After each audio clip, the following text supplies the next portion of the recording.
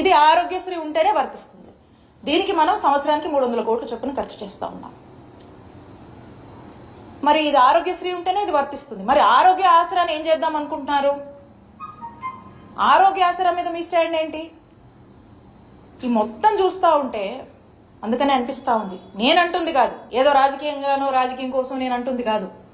ఇవన్నీ కూడా మేము చేశాం, మనసు పెట్టి చేశాం. ఒక మనసున్న నాయకుడు ఈ రాష్ట్ర ప్రజలకు ఏ కష్టం వచ్చినా కూడా అది నా బాధ్యత, ఏ పేదవాడు ఒక ఆరోగ్య సమస్యతో ఇబ్బంది పడినా అది నా బాధ్యత అని భావించి జగన్మోహన్ రెడ్డి గారు నిరంతరం పరితపించి ఎంత కష్టమైనా సరే అనేక ఇష్యూస్ ఉన్నా, ప్రయారిటీస్ ఇంకా ఉన్నా కూడా ఏదైతే ఇందాక మనం మాట్లాడుకున్నామో ఏ దేశానికైనా హెల్త్ అనేది ఒక టాప్ మోస్ట్ ప్రయారిటీ అని, కానీ మన ఆంధ్రప్రదేశ్ రాష్ట్రంలో జగనన్న ప్రభుత్వానికి ఒక టాపెస్ట్ ప్రయారిటీగా భావించి పేద ప్రజల ఆరోగ్యం కోసం ఎక్కడ కాంప్రమైజ్ కాకుండా ఏ రోజు ఏ సిచ్యువేషన్ అయినా కూడా వాటిని బేర్ చేస్తూ ఎక్కడ కూడా హెల్త్ కి తగ్గించకుండా మరి ముందుకు నడిపినటువంటి విధానం ఈ రాష్ట్ర ప్రజలకు తెలుసు. కాబట్టి నేను అడుగుతా ఉన్నాను ఈ మంత్రుల్ని, అలాగే కూటమి ప్రభుత్వంలో ఉన్నటువంటి ముఖ్యమంత్రి గారు, ఆరోగ్యశ్రీ మీద మీ స్టాండ్ ఏంటి? దీని మీద మీరు స్పష్టత ఇవ్వవలసిందిగా మిమ్మల్ని నేను కోరుతా ఉన్నాను. అలాగే రీసెంట్ గా చూస్తా ఉన్నాము, మరి మంత్రి గారు మెడికల్ కాలేజెస్ గురించి మాట్లాడుతూ ఉన్నారు. ఈ రాష్ట్రంలో వైద్య విద్యని పెంపొందించాలని, క్యూరేటివ్ కేర్ ని స్ట్రెంథెన్ చేయాలి, టెరిషరీ కేర్ ని ఇంకా కూడా స్ట్రెంథెన్ చేయాలి.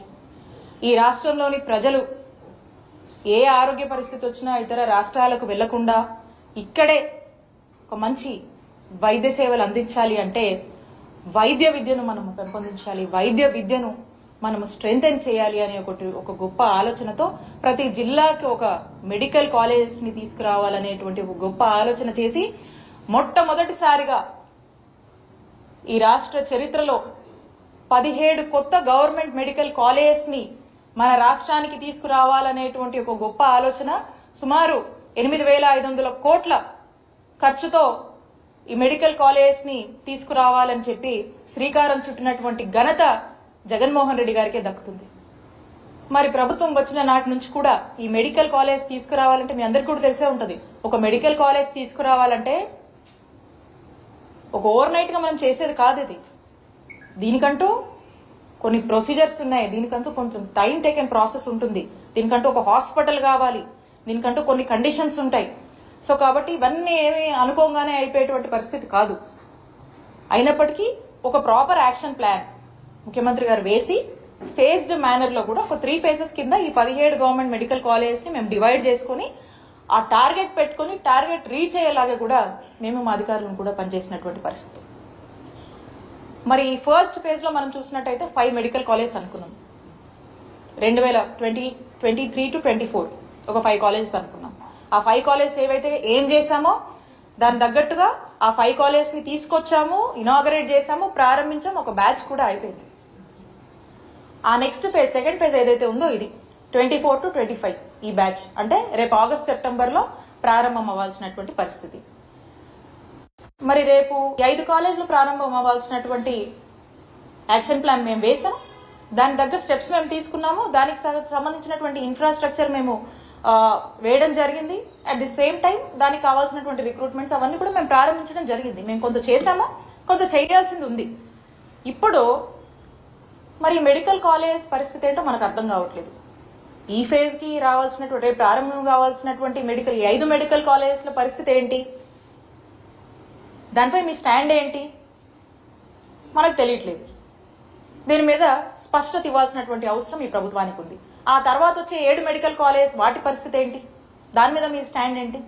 ఏదో ఇప్పుడు ఈ మెడికల్ కాలేజ్ చేస్తే, ఈ మెడికల్ కాలేజ్ ని తీసుకొస్తే ఆ మంచి పేరు జగన్మోహన్ రెడ్డి గారికి వస్తుందేమో అనేటువంటి ఒక ఆలోచన ఏమైనా ఉందేమో నాకు తెలియదు.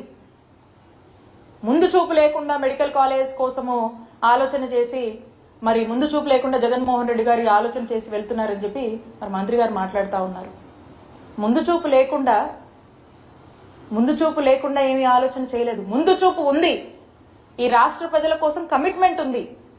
ఈ రాష్ట్రంలో అనేక మంది డాక్టర్ అవ్వాలనుకునేటువంటి విద్యార్థుల పట్ల బాధ్యత ఉంది. ఎంతో ఆశగా ఎదురు చూస్తున్నటువంటి ఆ తల్లిదండ్రుల పట్ల బాధ్యత ఉంది. కాబట్టే ఈ ఒక గొప్ప ఆలోచనలు చేశాం. ఒక మంచి మెరుగైన వైద్య సేవలు మన రాష్ట్రంలో అందించాలి, వాళ్ళ ప్రాంతానికి దగ్గరగా అందించాలి. ఎంతో మంది డాక్టర్స్ ని మనం తయారు చేయాలి.